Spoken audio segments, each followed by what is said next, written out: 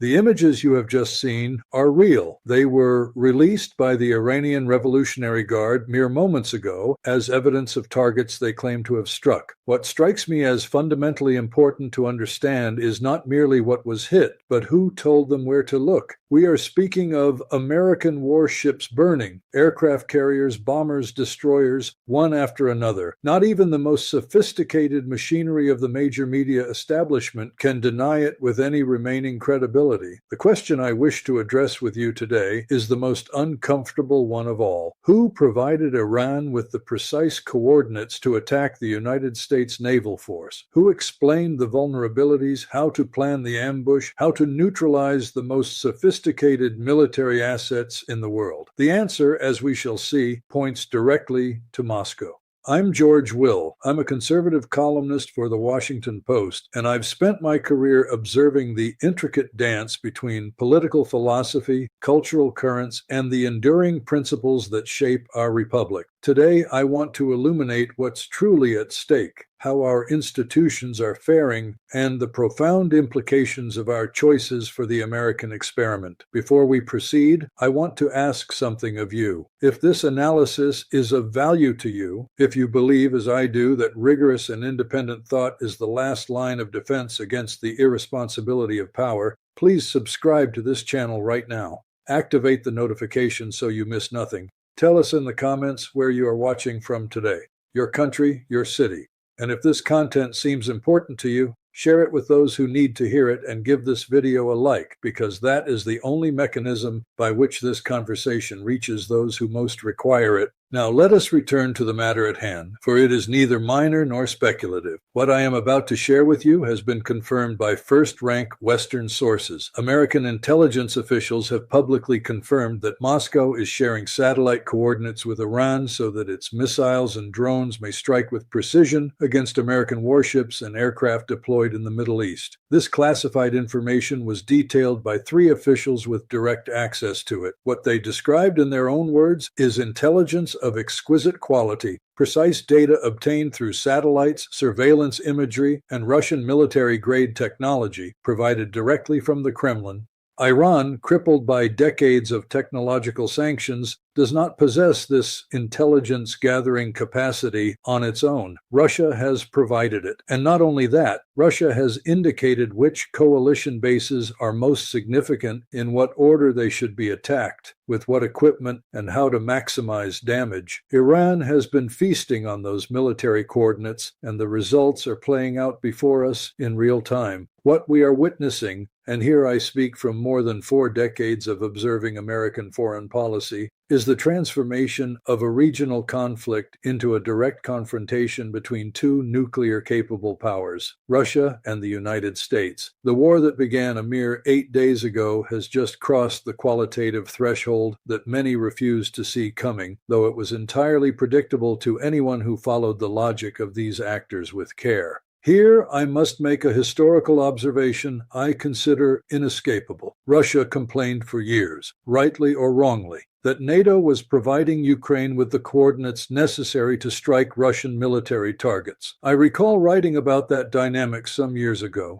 What we are witnessing now is the precise replication of that mechanism applied in reverse. Russia is providing Iran what NATO provided Ukraine. The symmetry is perfect, and the lesson it teaches is as ancient as international politics itself. Rules applied selectively carry no moral authority whatsoever. Why does Russia do this? I believe there are at least 3 distinct reasons, each rational from the Kremlin's perspective, though profoundly disturbing from the perspective of global stability. The first is strategic. Russia understands that if it loses Iran as an ally, it loses its principal position of influence in the Middle East, particularly after the erosion of its presence in Syria. The second reason is economic and geopolitical. Neither Russia nor China can afford to allow the United States to control the Strait of Hormuz, through which flows approximately 20% of the world's oil and 80% of what China requires to sustain its industrial economy. Were that strait to fall under Washington's orbit, the impact on Moscow and Beijing would be devastating. For the Kremlin, the survival of the Iranian regime is a red line it will not permit to be crossed. The third reason is more personal, though equally powerful. It is revenge. Vladimir Putin stated, with a clarity many chose to dismiss at the time, that Russia would arm the enemies of the West precisely as the West armed its enemies. This was not a vague threat. It was a declaration of foreign policy doctrine. And now every Iranian drone that lifts from the ground toward the Persian Gulf with Russian coordinates loaded into its navigation system is the materialization of that doctrine. Revenge, as the saying goes, is a dish served cold. Let me also address Moscow's role as a diplomatic actor in this theater, for it reveals the full sophistication of its dual-track strategy. While providing military intelligence to Iran for use against American positions, Vladimir Putin simultaneously activates his telephone diplomacy with the United Arab Emirates, Bahrain, and Qatar. He presents himself as a mediator. He tells those governments that he can speak with Iran and reduce the intensity of attacks against them, provided they cease allowing their territories to serve as platforms from which to strike the Islamic Republic. Iran, for its part, has responded with a single, non-negotiable condition. It will not bomb the other Arab nations of the region if and only if those nations guarantee that American bases on their soil will not be used to strike Iranian territory. Moscow, curiously, is the party proposing this regional ceasefire, while simultaneously warning of the risk that the conflict will expand far beyond its current boundaries. Observe the geopolitical elegance of Russia's position. Putin benefits from the chaos that Iran generates, while simultaneously presenting himself to the Gulf Arab states as the responsible and moderating interlocutor. This is a double traction strategy that should deeply alarm any serious analyst of foreign policy. In Washington, it appears to be met with a casualness I find difficult to comprehend. Because while all of this unfolds, the response from the White House has been at best disconcerting. When a reporter asked the president directly whether he was aware that Russia was helping Iran attack American military targets, the response was to dodge the question, dismiss it as stupid, and pivot to a discussion of collegiate athletes. That, from my perspective as a longtime observer of American governance, is not a presidential response.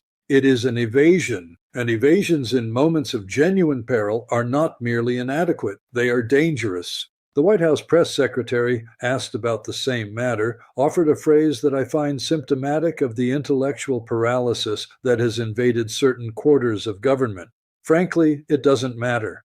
I respectfully but energetically disagree. It matters enormously, because what we are observing is the United States Navy operating in the Persian Gulf with the knowledge that Russia will deliver its positions to Iran and that Iran will act upon those coordinates with precision missiles. The American fleet no longer commands those waters with the same freedom it possessed a mere 3 weeks ago. I have asked myself many times in my work of constitutional and political analysis what distinguishes a government that acts with prudence from one that acts with recklessness.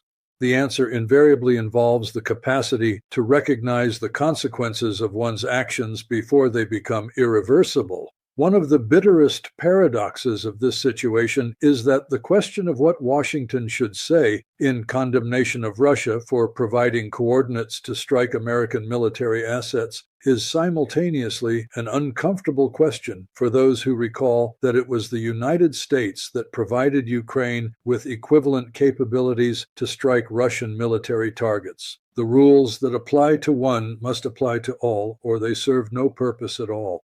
And yet, rather than intensifying sanctions against Russia in response to this provocation, what I observe is movement in the opposite direction, a loosening of those very sanctions. It has been permitted, for instance, that India purchase Russian petroleum without the restrictions previously in place. I want to be clear, I do not believe India needs Washington's permission for its sovereign commercial decisions. That is not what troubles me. What troubles me is the signal that gesture sends to Moscow at this precise historical moment when an adversarial power is providing military-grade intelligence to destroy American naval assets, and Washington's response is to relieve economic pressure on that same adversarial power. We are confronted with a strategic incoherence of the first order. This is not mediation. This is not skilled diplomacy. This is what plain language would call capitulation. dressed as pragmatism, and history teaches us that such signals do not pacify aggressive actors. They encourage them to continue. This dynamic has a name in military history, a Pyrrhic victory. As in the days of King Pyrrhus, it is possible to win every individual battle and yet emerge from the conflict in a weaker position than at the outset. If the United States succeeds in significantly degrading Iran's military capabilities, but loses in the process a substantial portion of its naval presence in the Middle East, to what kind of victory are we bearing witness?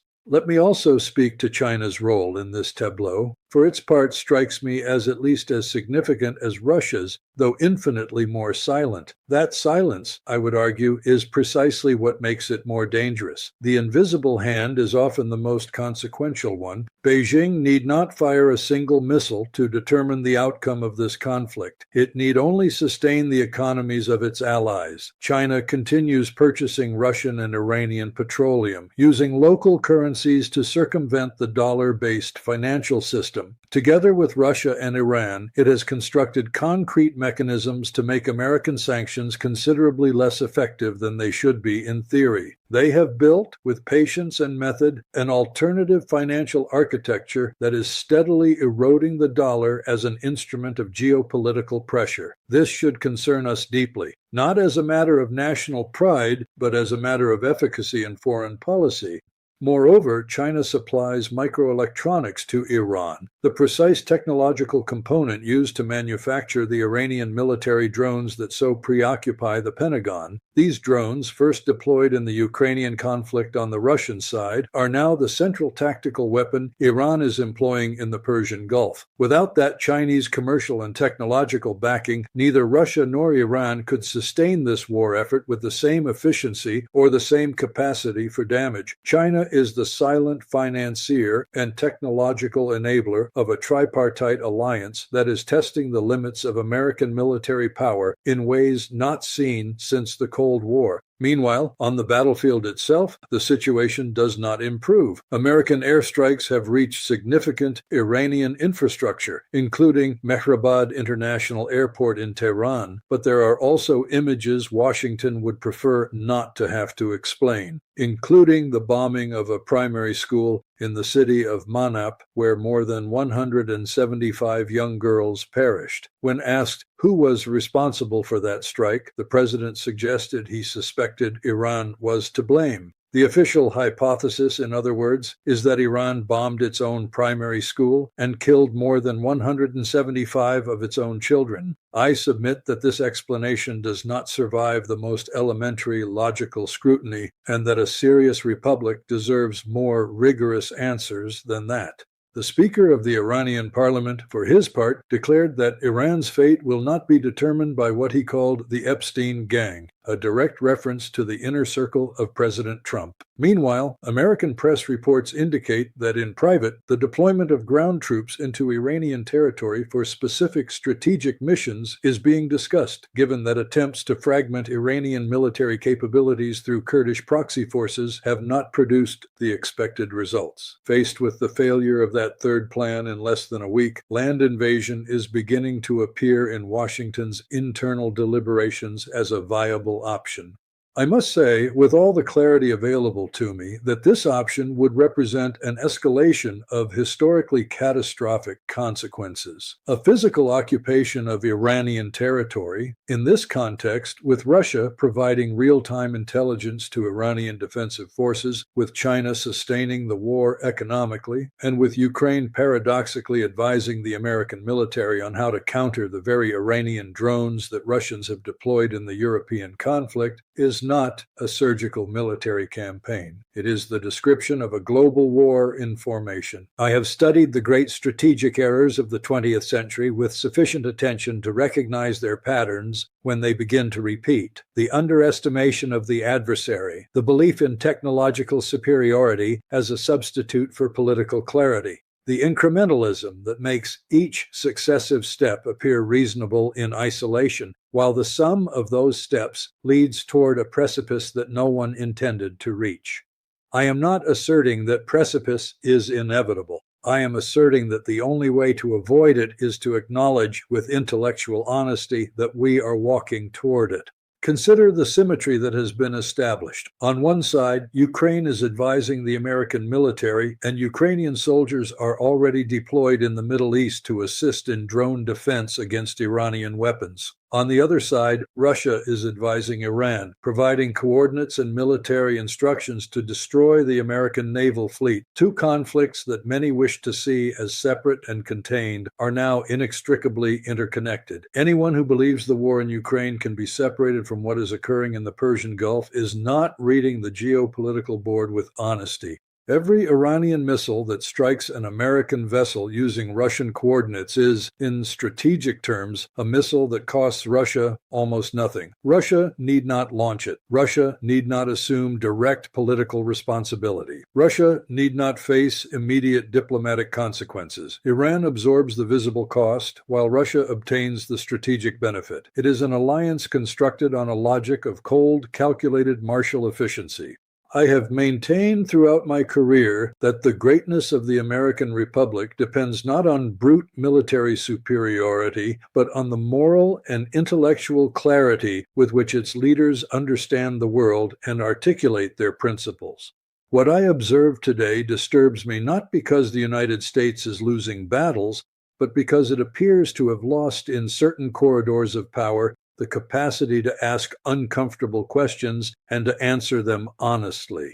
A democracy that cannot ask itself whether its decisions carry consequences, that cannot distinguish between genuine courage and mere bluster, is a democracy in genuine peril. The great media institutions will not address what I have explained to you today with the depth it requires. Not because they lack competence, but because a combination of commercial, political, and narrative pressures makes it exceedingly difficult to tell the public what is truly occurring. That is precisely what makes independent spaces of analysis necessary, spaces where questions are posed without fear and answers are pursued with rigor. If more than 4 decades of observing the American democratic experiment have taught me anything, it is this. An informed citizenry is the only durable defense against the abuse of power and against strategic irresponsibility. An audience that does not know what is happening cannot demand answers, and a republic that cannot hold its governors accountable has begun to cease being a republic. For that reason, I ask you once more, share this analysis with those who stand to benefit from it. Give this video a like so the algorithm may distribute it more broadly. Subscribe if you have not yet done so, and activate your notifications so you do not miss the next broadcast, in which we will continue to examine this conflict with the same depth and the same commitment to truth. And do not forget to tell me in the comments from which country or city you are joining us today, because the geography of our audience tells me there are people in every corner of the world who still believe that rigorous information matters. I believe it too. I will see you in the next broadcast.